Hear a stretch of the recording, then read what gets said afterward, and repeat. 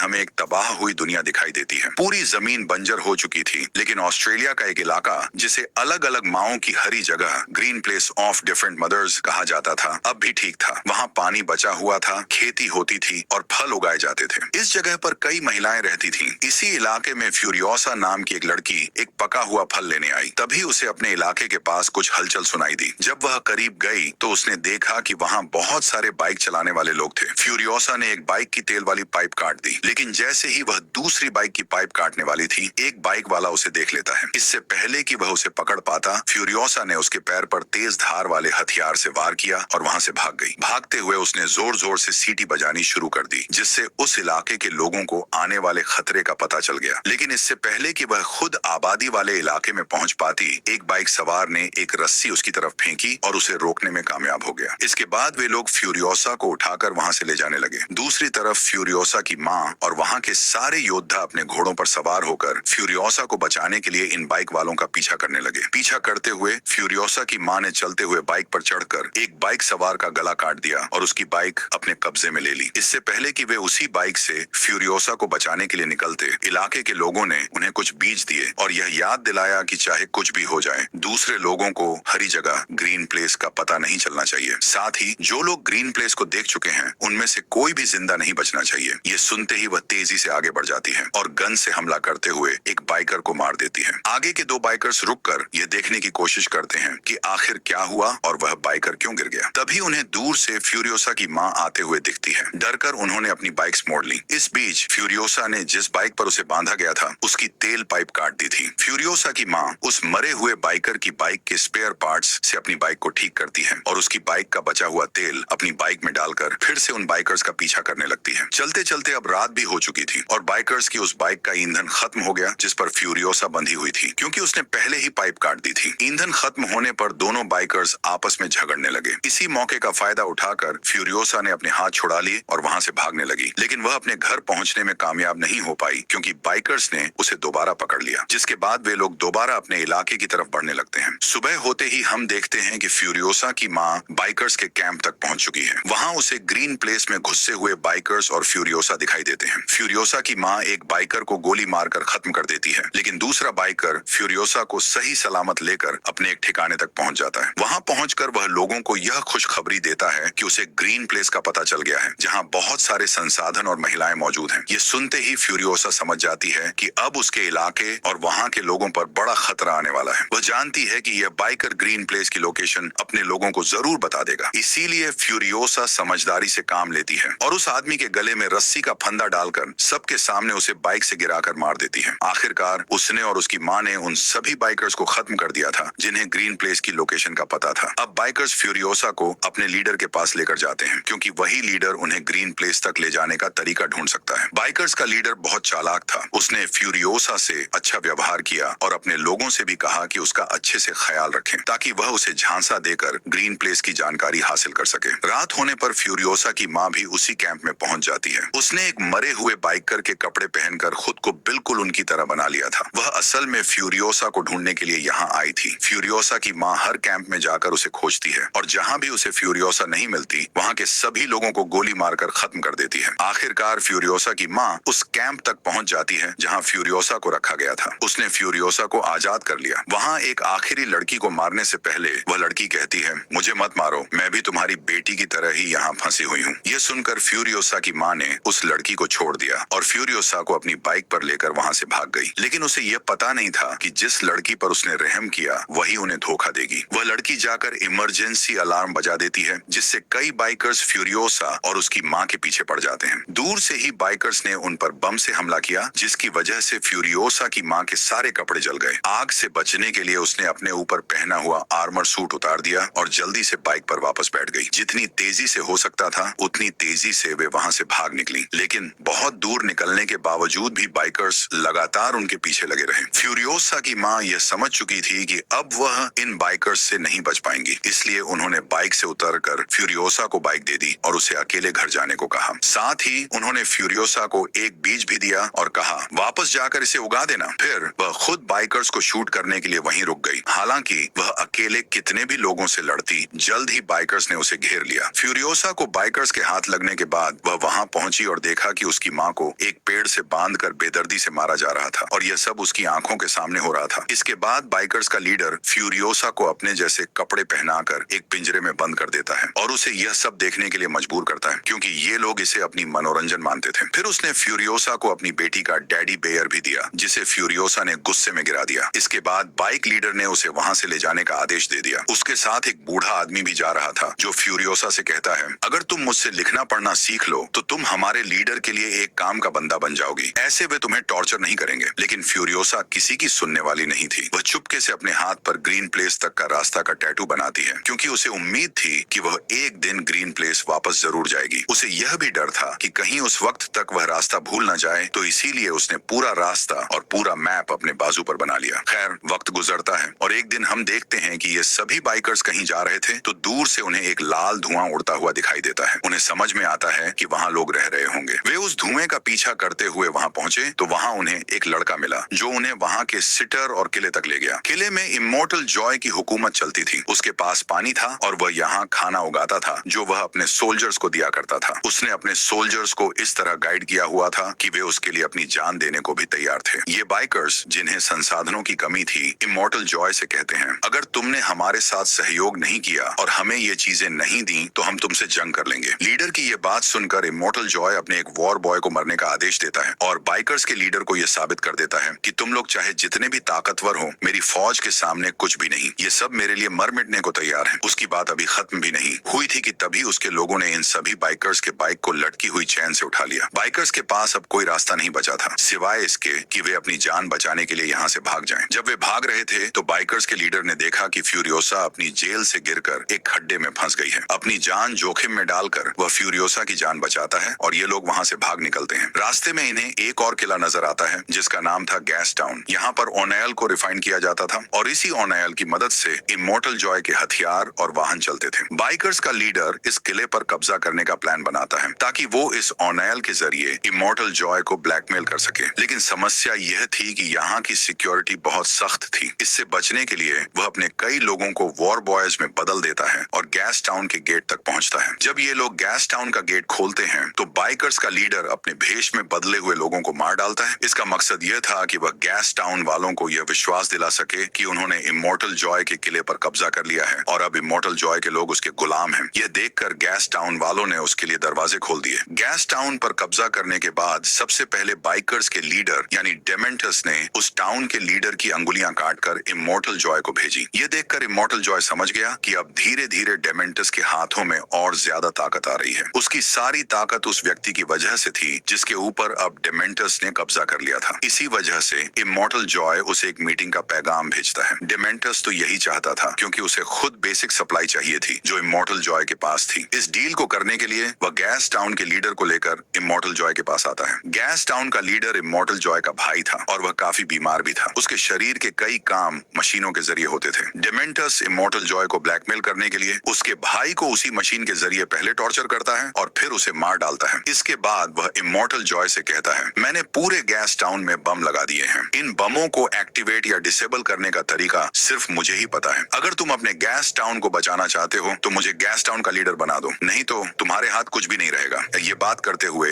Immortal Joy की नसें तन जाती हैं। फ्यूरियोसा भी यह सब देख रही होती है। इमोर्टल जॉय कहता है, ठीक है, मैं गैस टाउन तुम्हारे नाम कर दूंगा, पर इसके बदले मुझे तुम्हारी बेटी और एक बाइकर चाहिए। फ्यूरियोसा इमोर्टल जॉय की बात करते हुए कहती है, मैं इसकी बेटी नहीं हूँ, इन्होंने मेरी माँ को मारकर मुझे किडनैप किया है। फ्यूरियोसा की यह बात सुनकर डेमेंटस को गुस्सा आ जाता है। वह उसके हाथ से अपनी बेटी का टॉय ले लेता है और उसे इमोर्टल जॉय के हवाले कर देता है, फिर वहां से चला जाता है। फ्यूरियोसा को अब ऐसी जगह ले जाया जाता है जहां इमोर्टल जॉय की बहुत सी बीवियां रहती थीं। फ्यूरियोसा भी अब इनकी तरह ही इमोर्टल जॉय की एक बीवी बनकर उसके हरम में रहने वाली थी। ये सारी औरतें बहुत अच्छी थीं और वे फ्यूरियोसा के साथ भी अच्छा बर्ताव करती हैं। लेकिन फ्यूरियोसा सिर्फ इस बात पर ध्यान देती है कि कैसे इमोर्टल जॉय इन सभी लड़कियों को अपने साथ रखने के लिए मजबूर करता है। इधर फ्यूरियोसा देखती है कि जब इमोर्टल जॉय की एक बेटी पैदा होती है तो गुस्से में वह अपनी बेटी को जिंदा दफनाने का आदेश दे देता है। उसे सिर्फ बेटों की जरूरत थी। ऐसा नहीं था कि उसके पास बेटे नहीं थे, उसके बहुत से बेटे थे, लेकिन उसकी नजर में कोई भी हेल्दी नहीं था। इसलिए उसने इन सब लड़कों को वॉर बॉयज के तौर पर रख लिया था। उसने इतनी सारी बीवियां भी इसलिए रखी थी कि एक दिन उसका हेल्दी बेटा पैदा होगा जो उसकी तरह ताकतवर होगा और उसके साम्राज्य पर हुकूमत करेगा। हम देखते हैं कि इमॉर्टल जॉय के एक बेटे की नजर फ्यूरियोसा पर पड़ती है। वह उसे बालों से पकड़कर उसके साथ ज्यादती करने की कोशिश करता है, लेकिन फ्यूरियोसा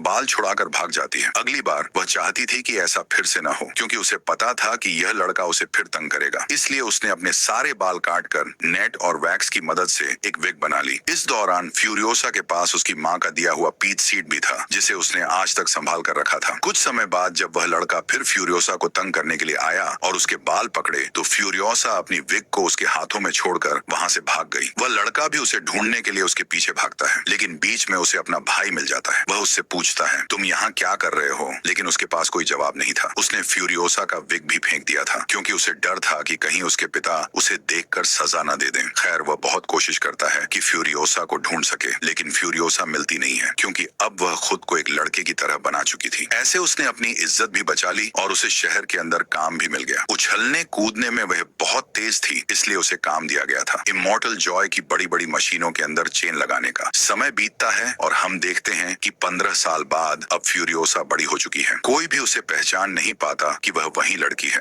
वह भी इसलिए क्योंकि आज तक फ्यूरियोसा ने लड़का बनने का नाटक किया और साथ ही इमॉर्टल जॉय के वो सारे काम पूरे किए, जिससे उसे यकीन हो गया कि फ्यूरियोसा भी उसके लिए वफादार है। इस बार इमॉर्टल जॉय उन्हें एक बड़ी सी ड्रिल बनाने का काम देता है, जो किसी भी चीज को आसानी से तबाह कर सकती थी। ये लोग ऐसी ही एक मशीन बनाने में कामयाब हो भी जाते हैं। जैसे ही वे इसे पहली टेस्ट ड्राइव के लिए बाहर लेकर जाते हैं, तो इसके ऊपर डिमेंट के लोग हमला कर देते हैं। डिमेंट के लोग पैराशूट्स के जरिए इस मशीन पर और वॉर बॉयज के ऊपर बम से हमला करते हैं। जैक, जो कि इस ट्रक को चला रहा था, वह ट्रक को नहीं रोकता बल्कि चलाता रहता है। डिमेंट के लोग इस ट्रक पर हमला कर देते हैं, जिसके कारण ट्रक में एक बड़ा नुकसान हो जाता है। इस समय फ्यूरियोसा बहादुरी दिखाती है और चलते हुए ट्रक के नीचे जाकर उस नुकसान को ठीक करने की कोशिश करती है, ताकि जैक इस ट्रक को जल्दी से वहां से ले जा सके। लेकिन उसकी कोशिश को नाकाम करने के लिए डिमेंट का एक आदमी भी ट्रक के नीचे आ जाता है और वह ट्रक के नीचे बम लगा रहा था। फिर फ्यूरियोसा न सिर्फ उससे लड़ती है, बल्कि उसे मारकर गिराते हुए उसका बम भी ट्रक से हटा देती है। इसके बाद वह ट्रक का नुकसान ठीक करते हुए ट्रक के अंदर चली जाती है। ट्रक के बाहर डिमेंट के लोग अभी भी वॉर बॉयज को मार रहे थे और जब वॉर बॉय डिमेंट के छोटे से ट्रक पर हमला करता है, तो वह ट्रक एक्सीडेंट करके दूसरे ट्रक से टकरा जाता है, जिसकी वजह से फ्यूरियोसा को झटका लगता है और उसके सिर पर लगी हेलमेट गिर जाती है। उसके उड़ते हुए बाल देखकर जैक के सामने यह राज खुल जाता है कि वह एक लड़की है। लेकिन ये लोग अभी अपनी जंग पर ध्यान देते हैं और फिर फ्यूरियोसा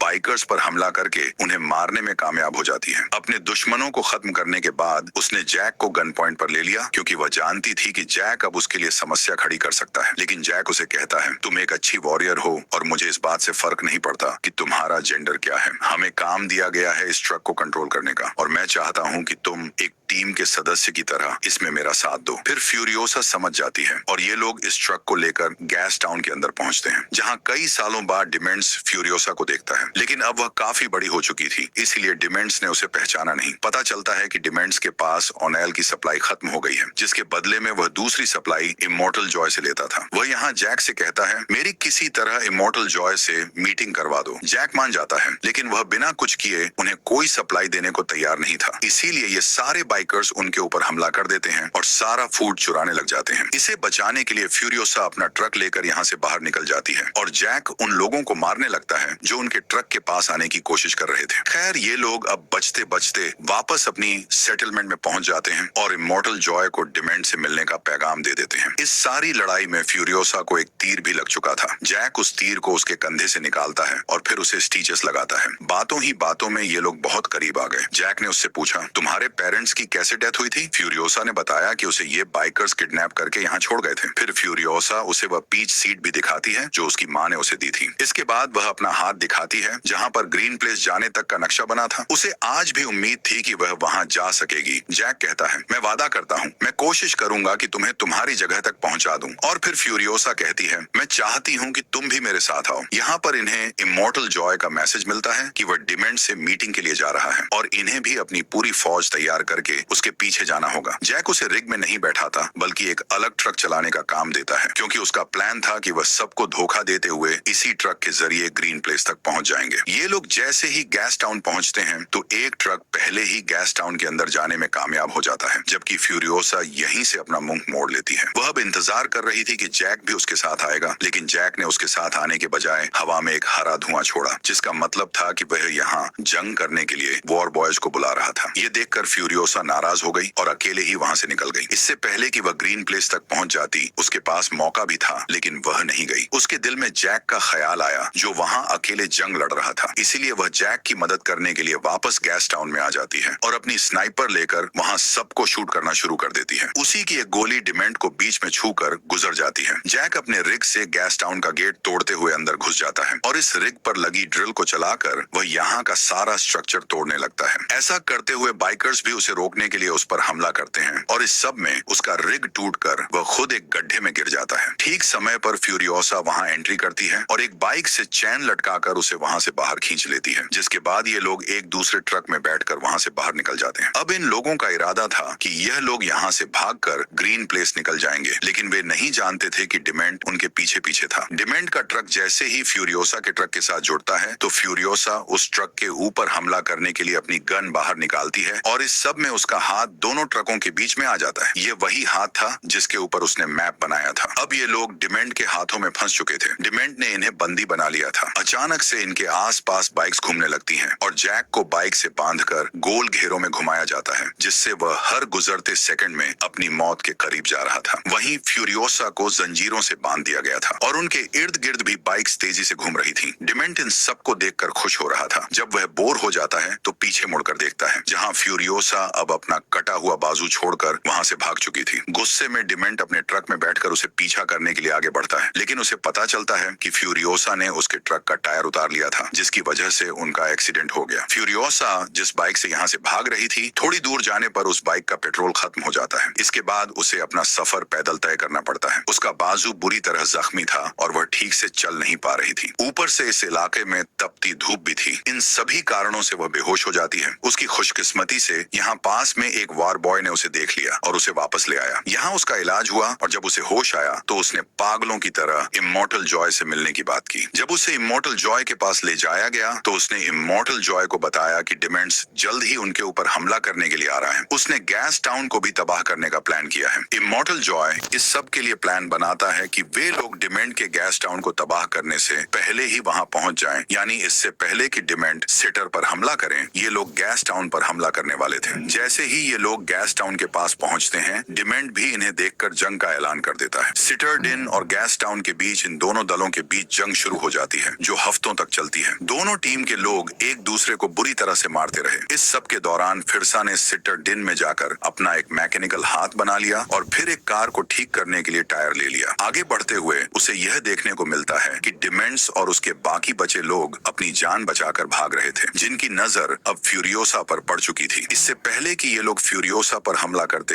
फ्यूरियोसा तेजी से कार चलाते हुए आती है और अपनी गाड़ी से इन सबको टक्कर मारते हुए आगे बढ़ जाती है। उसने सबको मार दिया, लेकिन डिमेंट कहीं नजर नहीं आया। उसने दूर देखा तो एक बाइकर वहां से भाग रहा था। यह कोई और नहीं बल्कि डिमेंट ही था, लेकिन डिमेंट की मौत अब करीब थी, क्योंकि उसकी बाइक भी खराब हो चुकी थी और अब फ्यूरियोसा भी उसके पास आ चुकी थी। फ्यूरियोसा उसे एक बार में मार सकती थी, लेकिन उसने इतना आसान नहीं किया। वह डिमेंट को यह याद दिलाना चाहती थी कि वह कौन है और वह डिमेंट के पीछे क्यों पड़ी है। उसने उसे इतने टॉर्चर किया कि वह बेहोश हो गया। जब उसे होश आया तो फ्यूरियोसा ने उसे बताया, मैं वही लड़की हूँ जिसे तुम 15 साल पहले किडनैप कर लाए थे और जिसकी आंखों के सामने तुमने उसकी माँ को मार डाला था। डिमेंट को अब भी फ्यूरियोसा की पहचान ठीक से नहीं हो रही थी, तो फ्यूरियोसा ने उसके साथ चेन से बंदी बनाकर उसका टेडी बियर काट लिया। अब डिमेंट पहचान जाता है कि फ्यूरियोसा कौन है। वह माफी मांगता है और कहता है, अगर तुम मुझे माफ कर दो तो हम दोनों मिलकर यहाँ पूरी जगह पर हुकूमत कर सकते हैं। तुम बहुत बहादुर हो। उसकी यह बातें सुनकर फ्यूरियोसा फिर से उसका टेडी बियर जमीन पर गिरा देती है और फिर वह उसके सिर पर गन पॉइंट कर देती है। तब लोगों को लगता है कि फ्यूरियोसा ने उसे मार दिया, लेकिन ऐसा नहीं था। असल में फ्यूरियोसा ने उसे जिंदा दफन कर दिया और उसके ऊपर अपना पीच ट्री लगा दिया, जिसका बीज उसे उसकी माँ ने दिया था। जमीन ने डिमेंट के न्यूट्रिएंट्स शक्ति से एक बहुत बड़ा पेड़ उगाया और उस पर एक पीच भी उगाया, जिसे डिमेंट अपनी आंखों से देख रहा था। ये बस उसका आखिरी वक्त था। इसके बाद शायद वह मर जाता। सीन कट होकर दूसरी ओर हम फिरसा को देखते हैं, जो अपनी कैद से इमॉर्टल जॉय की सभी बीवियों को बचाने में कामयाब हो जाती है। वह उन्हें रेस्क्यू करके ग्रीन प्लेस लेकर जाती है और इसे दिखाते हुए यह कहानी खत्म हो जाती है।